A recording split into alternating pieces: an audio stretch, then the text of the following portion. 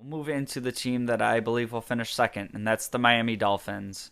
And I guess the reason that I'm keeping the Patriots at 3 and I'm moving the Dolphins up to 2 is kind of that arms race that we talked about. We saw the Jets trying to bring in people, and the Dolphins going out and making a move for Tyreek Hill, um, bringing in Chase Edmonds, Raheem Mostert, Sony Michel, um, brought in Cedric Wilson, who was good with the Cowboys. You still have Mike Gesicki.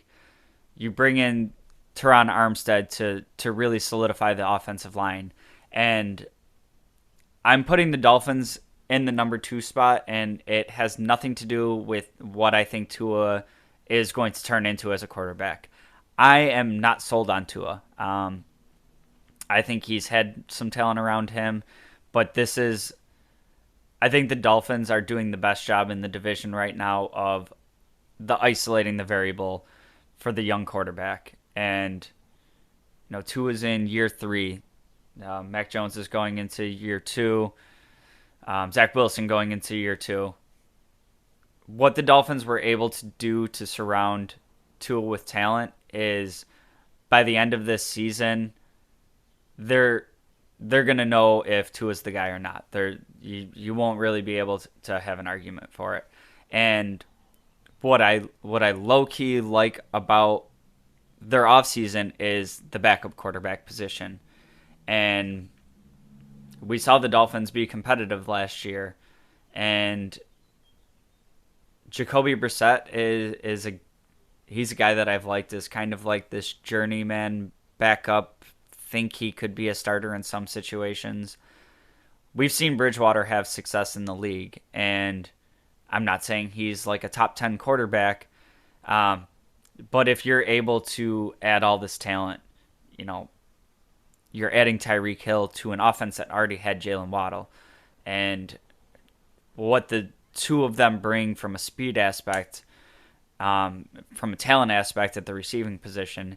If you get 6-7 games into the season and Tua's not looking like he's the guy, you can pivot to Bridgewater if you have to. If you're ready to end the Tua experiment, I think you can bring Bridgewater in and be just as competitive, if not better. So I really like that move by them.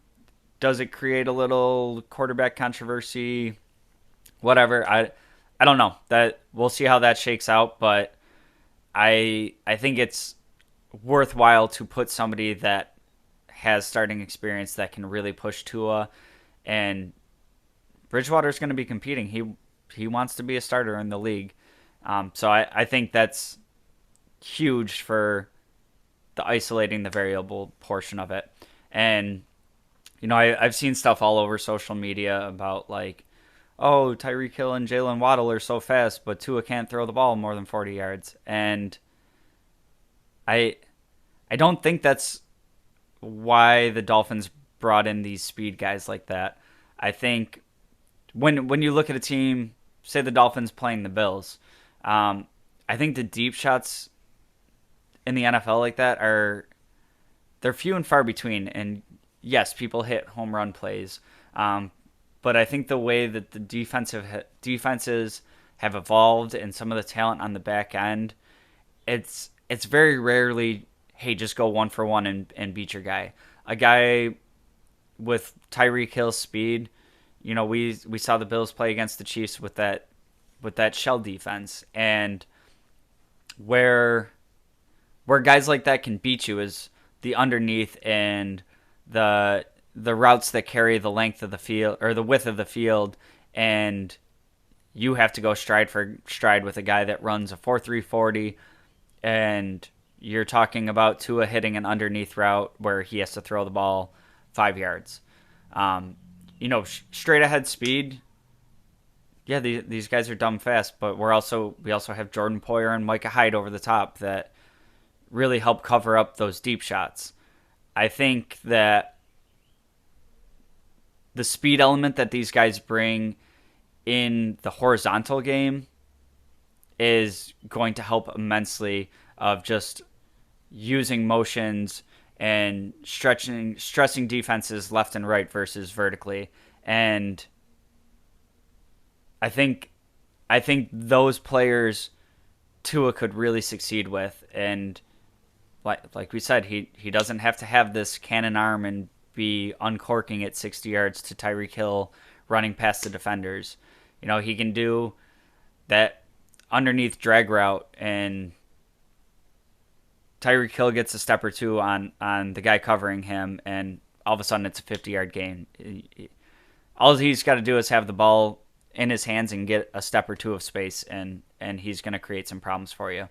So overall, I think, we barely even touched on what they brought in the run game, but obviously the run game was struggling last year and didn't bring in one guy, two guys. They brought in three guys to compete for the running back spot, and I think we probably see a bit of a committee there, but I think this offense is going to be all about Gesicki, Tyreek Hill, Jalen Waddle, using their athleticism, getting the ball in space, and making guys pay with their athleticism.